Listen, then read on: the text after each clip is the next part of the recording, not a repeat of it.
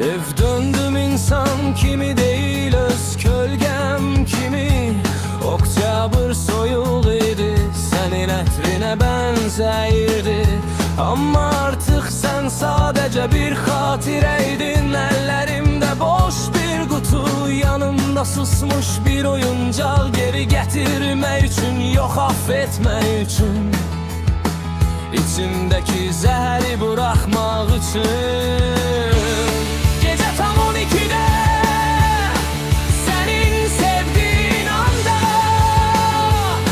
qapında dayandım.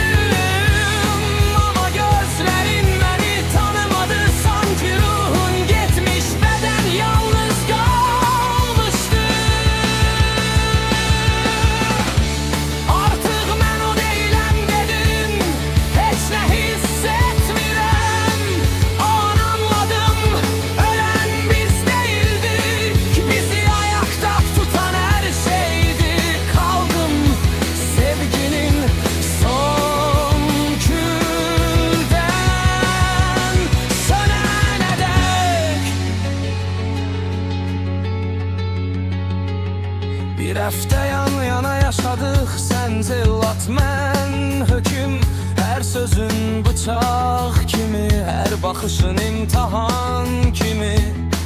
Gülərək məni qırdın, mən sustum, göyə baxdım. Əgər ağı hələ içimdəsə, demək ki hələ də insanam. Sən insan